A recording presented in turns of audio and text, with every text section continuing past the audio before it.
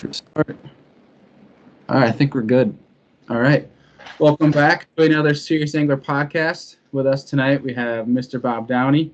How are we doing tonight, sir? I'm good. How are Good. you doing? Did I pronounce that last name right?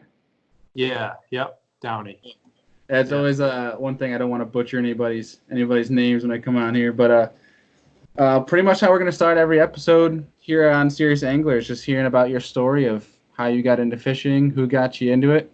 I'd love to hear the whole 9 yards of how you got to where you are today. Yeah. So I grew up in Minnesota, just south of the Twin Cities area in Eagan, Minnesota. And I've been fishing ever since I can remember. Probably started in northern Minnesota at my grandparents' cabin, just north of the Brainerd area. And started fishing probably at age 2 or 3 years old up there. So my grandparents and mom and dad got me into that up there. And then uncles and aunts took me fishing quite a bit up there too. And that's kind of where it started initially. And then when I was old enough to kind of start riding a bike around home, I would bike to a ton of different ponds and lakes in the Eagan area, and just fished from shore and kind of learned more about bass fishing at that time and kind of got the bug for bass fishing around home quite a bit, and got into that more and more.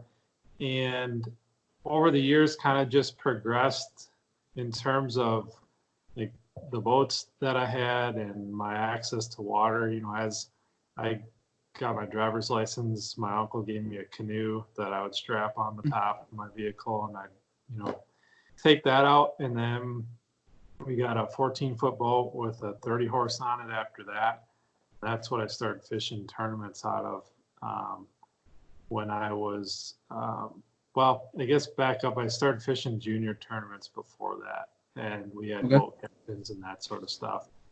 So I was fishing like junior Bass Nation stuff around 14, 15 years old was the first couple tournaments that I fished.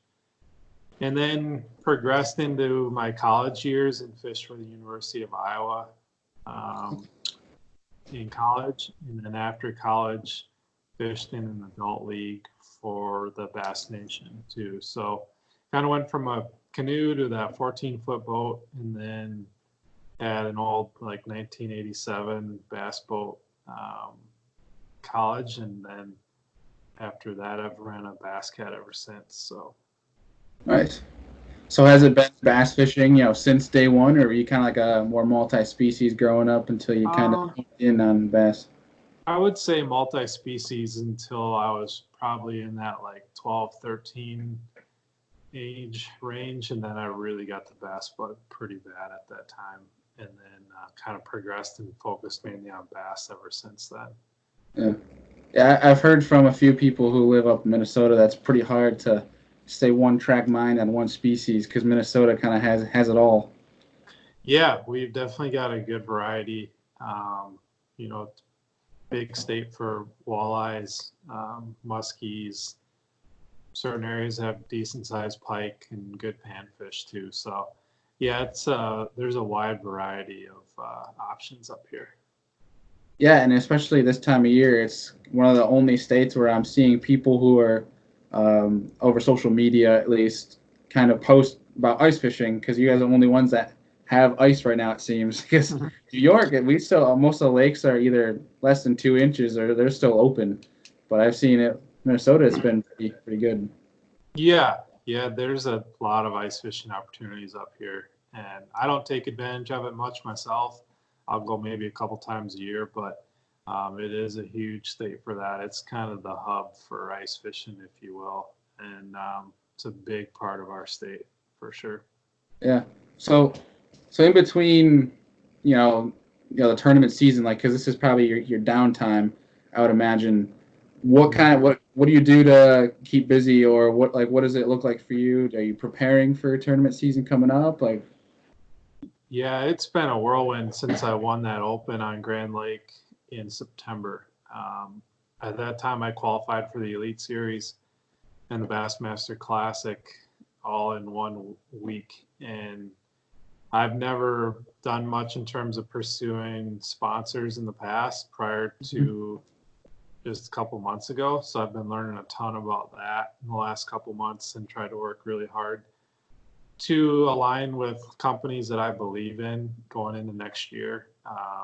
So I've been dealing with negotiations on contracts and sponsor calls and meetings the last several months to kind of get to this point. And then in the last probably 2-3 weeks, I've been more focused on getting my boat rigged and ready for next year, getting all my tackle in order that I need. Last night I mounted my trolling motor on my boat and spent 3 hours doing that. So there's every night after work, there's something going on that takes me into the late hours of the night to kind of gear up and get ready to leave here at the end of January for the first event in Florida. So to say it's been a whirlwind and is an understatement. It's been pretty nuts. It's all good things though. I mean, I can't complain at all. To have this opportunity is once in a lifetime, and a lot of people would kill to be in my shoes. So I can't complain at all, but it is a ton of work. Tournament bass fishing from a distance seems like a dream, and it is to an extent, but there's a lot of work that goes into it too to be successful at it. Yeah, a lot of work physically and mentally that's been highlighted in a few episodes. Just how mentally straining bass fishing can be, especially if you're trying to make it your lifestyle. You're basing your financials off of it. It can be, it can be stressful, especially when you're out in the water and you're facing that lull where you're looking at different factors. Where if your life depends on tournament bass fishing and you're not getting on the pattern you want, well, for most guys, if they're not on the pattern, like, oh, it sucks, I can't find the fish. But at the same time, when you're a tournament angler, it's if I can't find the fish, I don't get money. If I don't get money, the bills don't get paid, that sort of thing. But first of all, congratulations. So, man, that's an honor. So yeah, thank you. Yeah, it's been pretty cool. It's not something I expected to happen at all. I kind of entered the Opens last year just to try them and see how they go, and wasn't expecting to be in this position, last year at all. So to be here is pretty neat. And it's exciting. It's kind of surreal. I still can't quite believe that it's happening, but it'll be here quick. So I'm trying my best to be ready for it. Yeah, that was going to be my next question. Was when you found out you qualified for both in 1 week, what was kind of running through your head? Were you kind of like pinch me kind of thing, or was it? I think you're lying, or what? Yeah, for sure, it was very surreal. As a tournament bass fisherman, if you follow the sport at all, most of everyone's dream is to try and make it to the Bassmaster Classic. And it's so hard to get there. And I never thought I'd ever make it in my lifetime. So to actually be qualified and to be going is pretty unbelievable. I'm really excited for it. I spent 3 days down there prior to the cutoff, just kind of scoping things out and riding around and putting a lot of hours on the engine. I didn't really fish at all, but I liked what I saw. It's got a lot of grass in it. It looks a lot like some of the lakes back home. So to have an opportunity to fish it and then fish it on a body of water that potentially could suit my style is pretty cool. So yeah, it's been quite the journey so far, and it's only a couple months into it. Yeah. I guess my next question would be, now that you've kind of had a few months to register that you're going to be fishing the Bassmaster Classic, has it kind of settled in yet that you're going to be competing amongst the best of the best? Yeah, it settled in a little bit when I was down there during pre-practice riding around. Before then, it hadn't quite set in yet, especially right away when I won that tournament. I almost didn't feel deserving to have qualified for it. It sounds a little weird, but I mean, there's a lot of good local fishermen in this area and all over the country that are just as good as myself or any of the guys fishing the Pro Tour. They just choose not to chase that dream or path, I guess, through the Opens. So on one level, it was awesome to qualify, but at the same time, it almost was like, geez, I can't even believe that I'm going. So to be going is pretty cool. Hopefully it's not a once in a lifetime opportunity. Hopefully I'll get back, but you never know what could happen. So I'm going to try my best to work hard at it and make the best of it that I can. Yeah. Well, I mean, hey, this is your invite, right? It's the time to make an impact, make a new for yourself. So yeah, I'm gonna try my best. So we'll see how it goes. It's exciting. I'm excited for you. It's gonna be cool to kind of watch you throughout the year on Bass Track and everything. I'll be scoping out, looking for that name. So, so when did you start fishing bass tournaments then?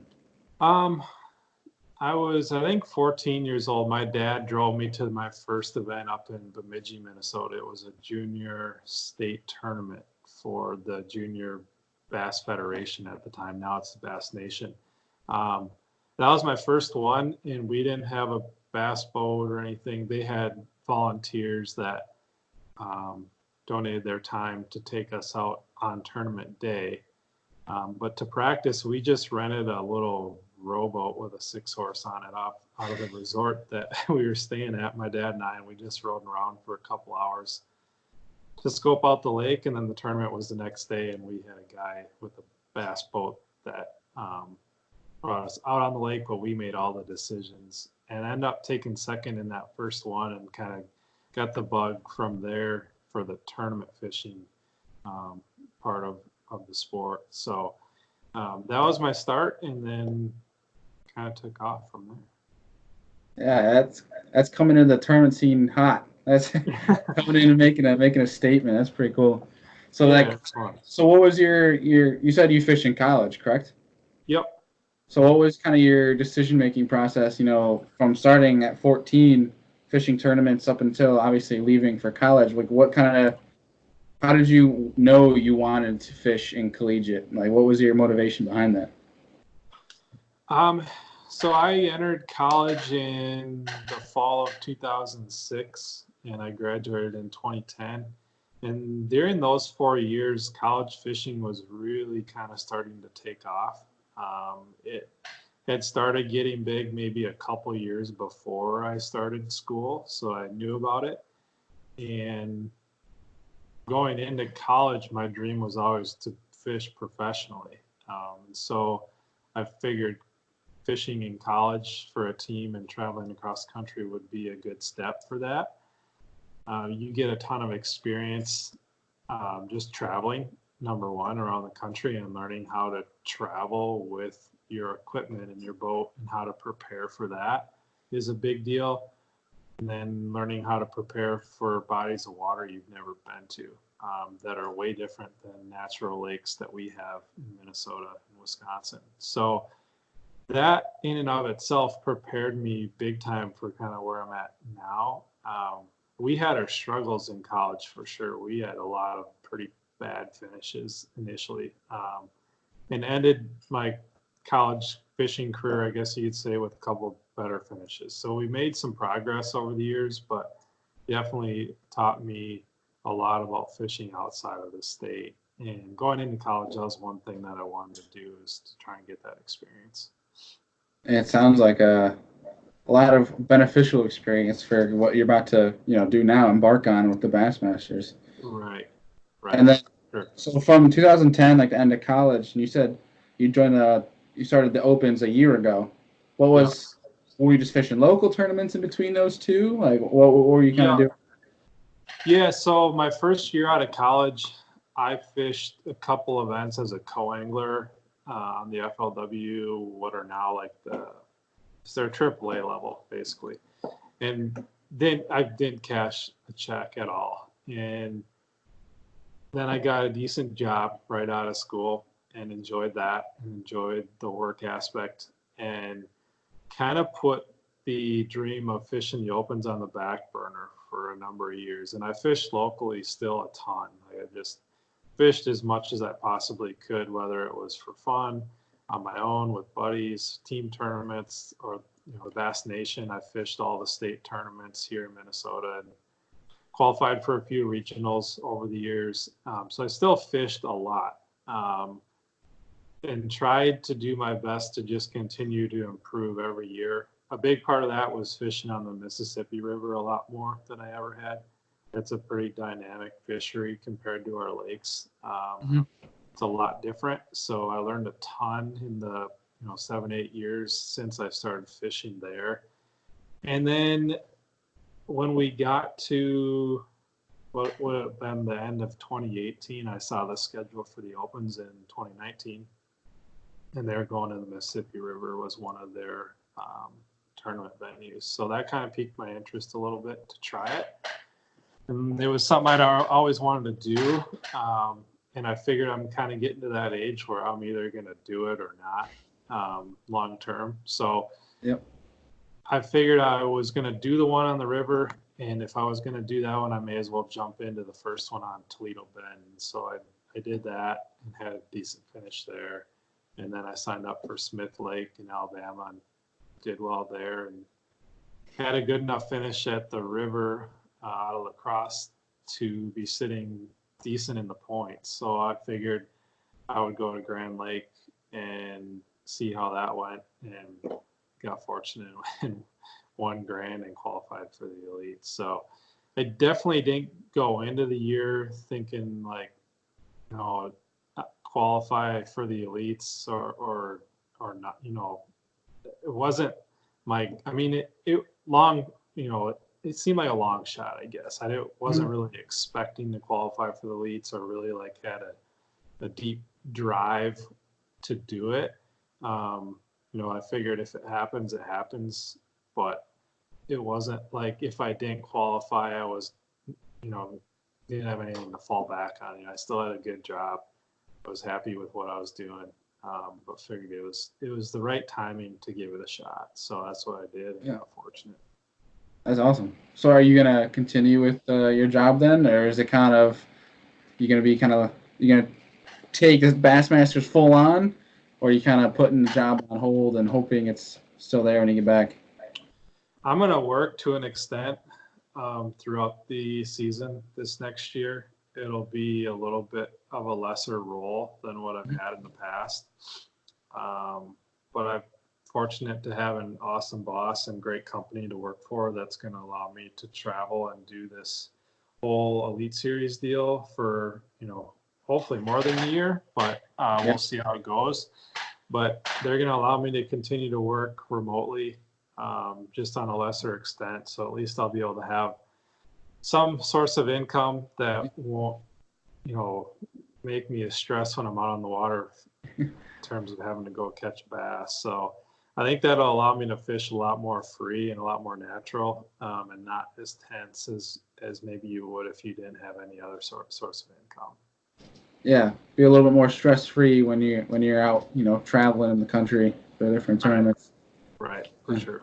Yeah. So I guess obviously not full detail because I'm sure you've talked to many different people, and the link in your bio on Instagram has a whole article about it. But if you could get a quick rundown of how Grand Lake went, what was your mindset going into it, and then as the days progressed, how did your attitude change, and what was the things you were looking for?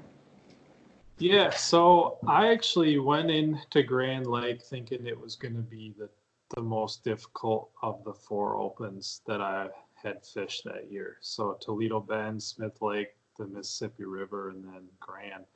And I thought Grand was going to be the most difficult because of the time of year. It was that late summer, early fall period, still really stinking hot down in Oklahoma. It was 95 to 100 every day down there. And so not the most ideal time of year to be on Grand Lake from everything that I had done from a research standpoint. And so I went in with the mindset of getting just a handful of bites each day. And it was difficult still. I mean, I was only getting 5 to 8 keeper bites a day, but the first day of practice, I didn't do much of anything the first 4 hours, but at 10:30, I caught a 2-pounder, and then I went, 50 yards down the bank and caught a 6-pounder in this area. And a light bulb kind of went off right there of this particular pattern that I was running. So I tried it in other areas throughout the lake, and it seemed to hold true outside of a few different sections where it wasn't really working. But for the most part, I could run this pattern. And that was on the first day of practice. And I think I had Saturday, Sunday. I think I had 4.5 days of practice if I wanted it. And to me, I was scared by that. Usually when you find something early in practice like that, it never holds up at the end of the week. So I was cautiously optimistic, and I kind of left that area alone and went and messed around and did some other stuff the next couple days of practice and didn't really do much of anything. And then I went back to that general area the last day of practice, and I put just a hitchhiker on. It was a Texas rig I was throwing, and I would just flip it into isolated cover, and I was still getting bit, and I would just shake them off. So that kind of told me that pattern still might hold true for a tournament, because that was 4 days ago when I had the good day of practice initially. So my mindset going into day one was, all right, I was hoping to have in that 15 plus pound range. So the one good day I had about 19 pounds that day. And so day one was good. It went basically according to plan. I had, I think, 17 something and was sitting in the, I think, top 10 or top 15. And then day two came around, and that was a big time struggle. I think I had 3 fish at like 12:30, and I couldn't get in a good rotation. Seemed like I was constantly behind guys whenever I'd move. It seemed like I would move and want to go into areas where other guys were fishing. So I was having to jump around a lot to get in a good rotation on day 3, and I never really found my groove in that area. And I was fishing fast because there were a lot of guys around, so I was trying to get to the next area and probably not fishing as thoroughly as I should have been. And then at 12:30, I ran out of there and went to a stretch of docks that I caught a couple on in practice and filled out my limit with 2 small ones. So I had 5, but they were maybe like 10 pounds or something like that. Yep. And then in the last 15 minutes, back up near the ramp, there was a small stretch of bushes where I had 1 bite in practice, and I caught a 3.5 and a 4-pounder in the last 15 minutes. And that bumped me up to like 15 something. And one of them was stuck way down in the bush and wasn't coming out. And I had to like go in up to my armpits to get it out of there. And luckily got it, and it didn't come off. So when stuff like that's happening, it's like, well, maybe this is a week that's meant to be. So I got in to the top, I think is top 12 cut, or I think that's what they cut to on the 3rd day. And then on day 3, I was a lot more calm about the whole situation because I knew there'd be way less boats in that general area because there was only 12 boats on the water that day. So I really slowed down and picked apart the cover. I was fishing like isolated willow trees and buckbrush kind of off the bank a little bit from everything else. And it was really easy to miss bites. The first 2 days, my co-anglers caught some fish behind me in those same areas that I had fished already. So I really slowed down on day 3, and I had my limit by 9:30, including like 3 really good fish. And I thought that at that time I maybe had won the event, but I needed to probably call one more time. And then I hit a lull for like 4 hours where I didn't catch a keeper. And then at the end of the day, I went back to that same area by the ramp, and I caught like a 2.5-pounder that called out a 2-pounder, and I ended up winning by 8 ounces. So that last call basically sealed it for me. But I wasn't getting a lot of bites, and it was still tough. You really had to mentally focus all day, and in that heat, that can be tough sometimes. So I was fortunate to pull it off. Yeah. So when you go into practice, kind of is your mindset or your strategy? I won't ask you specifics about what you do because with the series coming up, I don't want to blow smoke on whatever your strategy is. But when you go into practice, does your strategy change depending on where you're at? Like, do you kind of keep the same mindset of, I don't know, maybe find one or two patterns and then find a bunch of locations where that pattern can kind of be translated? Mhm. But does it change for each lake or time of year? I'm sure it will change a little bit for each lake. Some lakes you kind of have to jump around a lot more than others.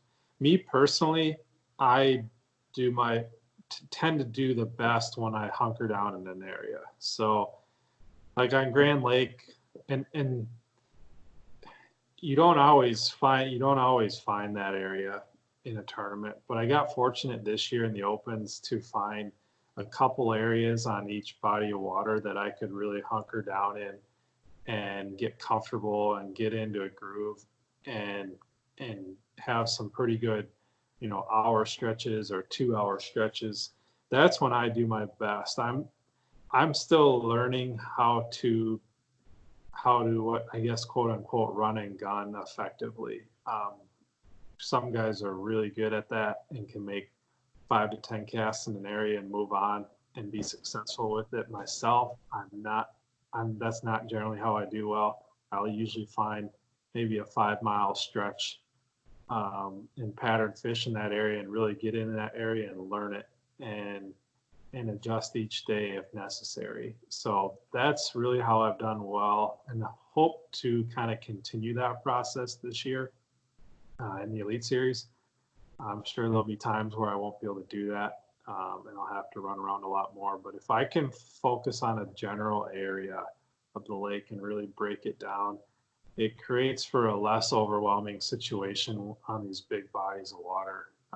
If you look at most of them that we're going to this year, that the Opens go to, there are several 1,000-acre fisheries, and they're not little puddles like we have here in Minnesota and Wisconsin. They're big, vast fisheries, and you can't cover them all in the 2 to 3 days of practice that we're going to get. So ideally, I do some research to get myself in the right area initially, and then kind of break it down from there. Nice.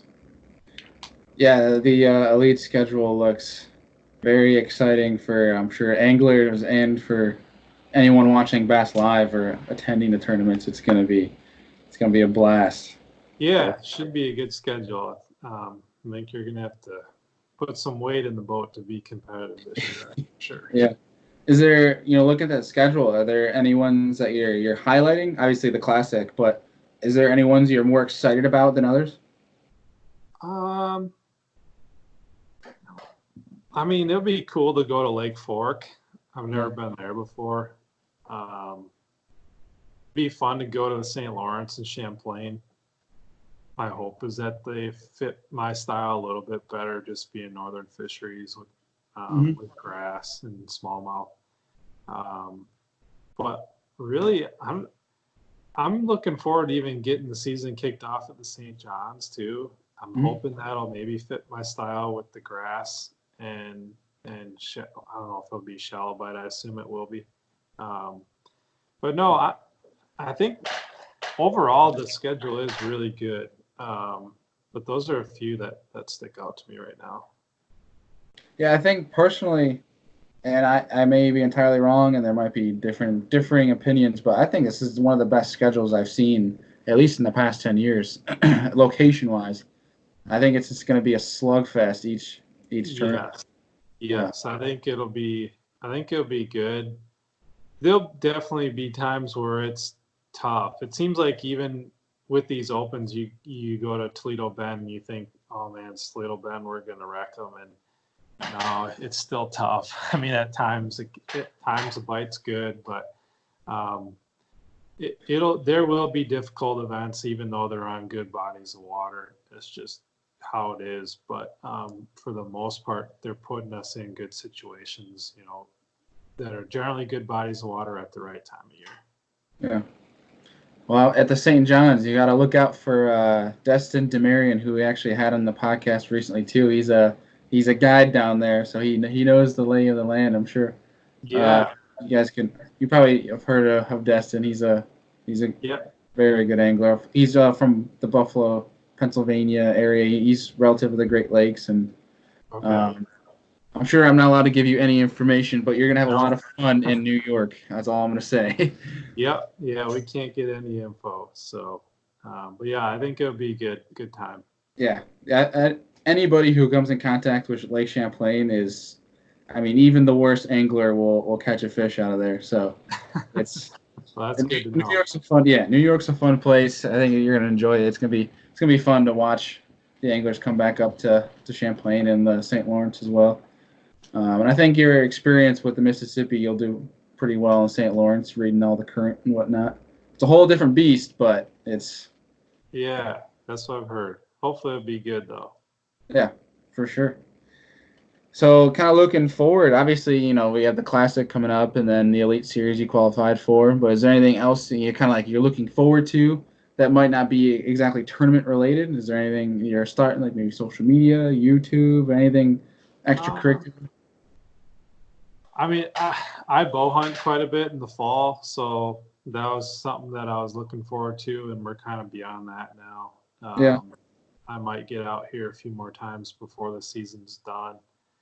And I don't know if I'll have much time to do it this year, but I do enjoy fly fishing here in Oh, Wisconsin okay. during the wintertime. So the season opens January 1st for catch and release. So I'm hoping maybe I can sneak out for a day or two before I got to leave. We'll see what my schedule allows here. Um, but otherwise, not really. I'm looking forward to getting on the road. It'll be fun to be down in Florida in February instead of up here in Wisconsin and snow and ice. So Yep. that'll be good. I will probably be a lot more active on social media than I have been in the past. I think that's just part of it with Mhm. this gig. I think if you want to be successful at the business side of it, you have to do more of that and have a Yep. bigger presence. Um, I agree. so there'll be more to come with that, and some potential video series with some of the sponsors that I'm working with too. So that'll all be probably coming out here in Yep. the early part of 2020, leading up to the Classic. Awesome. Yeah, I know a lot of sponsors tend to like, active social media accounts just because the more active you are, it builds up your following and the attention to your account, and that means more attention to your sponsors. And Yep. it's just a whole new wheelhouse. So yeah, and Yep. I'm it's learning a lot about it. So it's all good stuff though. nice. I'm looking forward to that. So I guess speaking about pro staff, if you want to take a moment to shout out any of your social media or any of the pro staff you're working with, I don't know if there's any you're not allowed to mention just yet, but Yeah. want to give a shout out to them by all means. Yeah, no, I'm pretty much wrapped up with most all of them at this point. So Rapala will be my title sponsor in 2020. I'm excited to work with those guys. They're pretty iconic brand here, based out of Minnesota. Great people. I think their products kind of speak for themselves. So super happy about that. I'll be working with St. Croix Rods. It's a company that I've used their products most of my life, really. We used to go up to their rod shop annually, and I'd buy rods there from them at a young age. So it's pretty cool to be working with them. Awesome. Bass Cat Mercury are the boat and engine that I'll be running. That's what I've actually ran the last 6 years, and excited to have a new boat and be working with them this year. They're also great people. I was just down at their um, plant here a couple weeks ago, and about as salt of the earth type people as you can get. So excited for that. And then I'll be working with Daiwa for reels, and then a local jig company, All Terrain Tackle, is Awesome. a company that I've actually worked with probably for the last 15 years. They're probably the one and only sponsor that I've really ever had. So they've stood by my side for a long time. I have a sense of loyalty to them, and I'm looking forward to working with them in 2020 as well. There's a local bank, Gateway Bank is a local bank here in the Twin Cities that I'm working with as well. It's actually a company I used to work for. Great people, small community bank, but still really value kind of the customer relationships there. So excited to be working with them too. So we've got a good portfolio of sponsors, I suppose you could call it, going into 2020. Really excited to be working with each one of them and kind of helping to grow their brands going forward. That's awesome. That's a good lineup there. I mean, with St. Croix and Rapala, those are the ones that have been around for as long as I can remember. And then, granted, I'm only 22, but what I've heard is they're the ones that, and seen they're the ones that have been around for ages. So if there's a company partnered with that is based on tradition and loyalty, those are Yeah. No, I'm excited. I've been very fortunate to have met some of the right people here. Not only the right people, but just really good people too that I'm excited to build relationships with.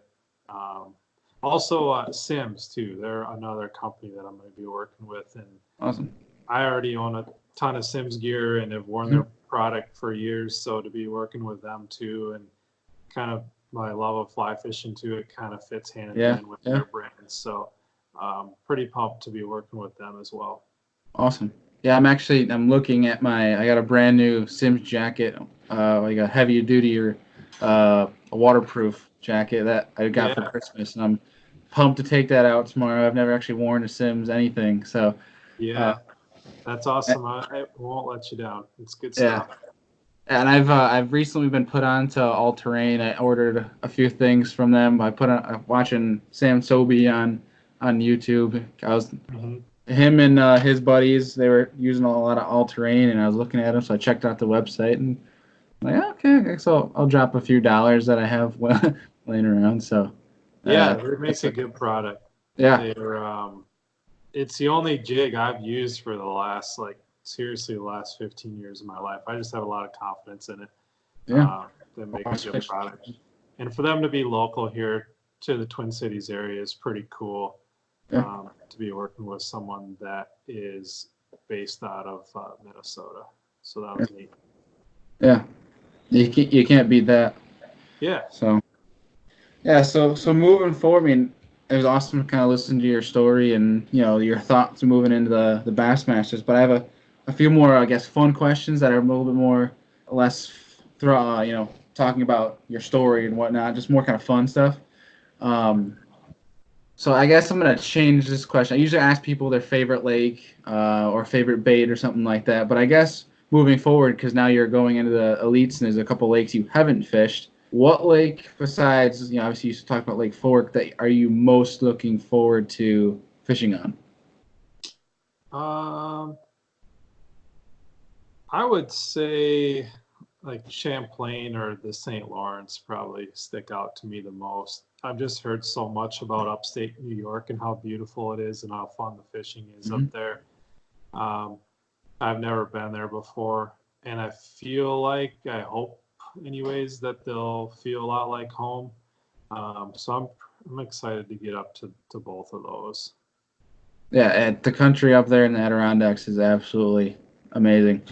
We're fortunate. Yeah, very underrated waters, but I think anybody looks forward to going up to St. Lawrence and catching gigantic smallmouth. So with that current, they fight like no other smallmouth. So you can go to eat and everything, but St. Lawrence smallmouth, they're a whole different breed. So that'll be I can find some of them up there. That'll be fun. Oh yeah, you will. I got confidence in you. So my next question is one of my favorite questions, and it's one that is always different. And I always say at every podcast, it's always going to be a different answer, which is why it's my favorite. If you could choose 3 people, past or present, to sit down and have dinner with, doesn't have to be fishing related, any 3 people, who would it be?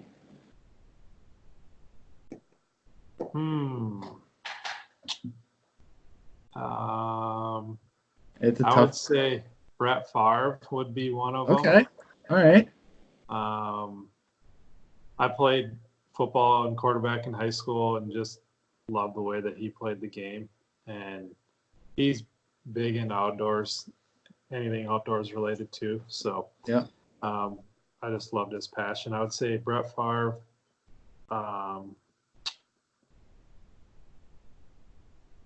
Maybe Wayne Gretzky would be another one. Okay. Third person to sit down and have dinner with.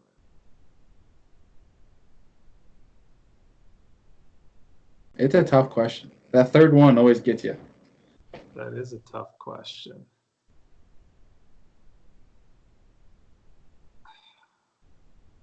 Maybe like my mom. So probably my grandpa that I never met. He died at a younger age in his 60s, and I never did get to meet him. But he was big into the outdoors and loved to hunt and fish. So I would probably say him if I would be my third choice. I like that. That's an amazing answer. I like that. That's a good one. Yeah. Brett Favre and Wayne Gretzky. What a dynamic duo right there. Yeah. I take it you like hockey then? Yeah, I played hockey growing up. That was probably my favorite sport. Seems like every kid in Minnesota is born with hockey skates. So you're kind of right in the thick of it here in Minnesota in terms of the hockey culture. So, yeah, I grew up playing and played through high school, and it was by far my favorite sport. Awesome. Yeah. I grew up a little bit near Buffalo, so I'm looking at 4 hockey jerseys hanging up in my room right now. So, cool. Yeah. Big fan as well. Yeah. But, so I guess I got 2 more fun questions for you. This one I actually have never asked before, but kind of just popped up when asking that. But I guess so. This being your first year in the elites, and I guess who are you most looking forward to competing against? Is there anyone because as an athlete, when you're a rookie and you're going in the league and you're kind of like saying like, oh, I can't wait to go against this quarterback or something like that. Is there an angler in mind? There's probably a few of them. So Seth Fighter is also from Minnesota, and I've gotten to know Seth a little bit over the years, not like super well, but we fished a random draw tournament, like I think it was the year before I went to college, and we won it as a team that day, which was pretty cool. That's pretty sweet. And ever since then, I've kind of kept in touch with him here and there, and to see him succeed the last several years has just been amazing. He's very motivational for a lot of guys in the upper Midwest. So it'd be cool to fish against Seth and kind of just be around him for the season and get to know him a little bit better. Rick Klon, it'll be pretty crazy to be fishing with and against Rick Klon. By far one of the most iconic fishermen in the game that ever will be in the game. So to have him to fish against will be pretty crazy. But there's a lot of guys, the Johnston brothers, they're amazing anglers from Canada, kind of taken this game by storm over the last 10, 15 years. It'd be awesome to compete against them too. Any of those guys that are going to push me to try and be better is who I'm really looking forward to competing against. And I think you're going to see that throughout the whole field on the series. I think it's pretty stout from top to bottom. Yeah, there's a big number of up and coming anglers that are kind of open your eyes to, okay, you don't need to be on a professional level to be an amazing angler. Like there's a lot of people out there that can come out of nowhere and they don't have to be a big name and they can win a tournament just as easy as anybody else. Yes. Yeah. There's a lot of good fishermen around the country that aren't on the elite series that are just as good as the guys that are fishing the elite. So it's pretty cool to see some new names being made. Definitely. Yeah. So I guess my last question, this is one I like to wrap up my podcast with, is, your favorite fishing memory? Like what comes to mind? Favorite fishing memory.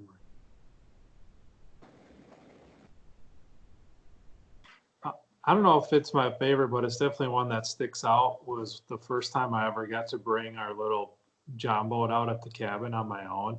Usually I'd go with my dad or grandpa or my mom, but I was like 11 or 12 years old, and they let me take out the boat. It had a little 6-horse on it, and I went and anchored on a spot that we had fished for years and was throwing a spinnerbait for bass. And my parents and grandpa were skiing around the lake at the time, and every time they would drive by me in the boat, I would lift up a stringer full of bass, and I was trying to imitate being in a tournament. So I had like my best 5 bass on the stringer, and I was trying to bring in the best weight that I could that day for the first time I'd ever gone out in the boat by myself. And I brought them back in, we weighed them and took pictures and all that sort of stuff. So that was a pretty cool day for me to kind of go out and pretend that I was in a tournament and was showing off fish every time my parents came by. So that was pretty cool.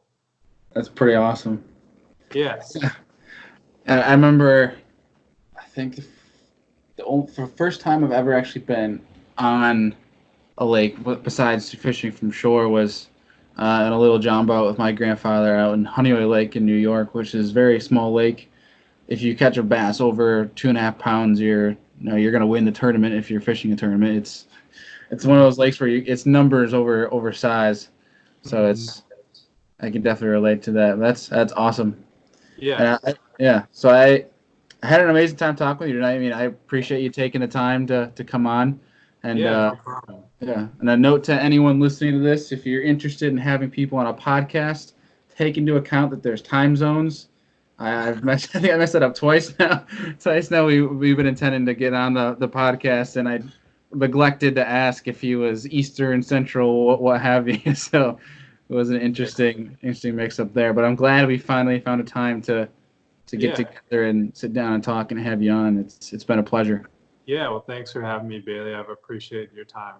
Yeah, of course, and good luck with the elites. I'm sure we're going to keep in touch, and we'll be a bunch of us in the Serious Angler group chat and whatnot. We'll be looking out for you on Bass Track and Bass Live. So, cool. Wish you all the best, and we'll see what happens down the road with you. Sounds good. Thanks for the support. Appreciate it. Awesome. You got it. Have a good night. All right. Yep, you too. We'll see ya.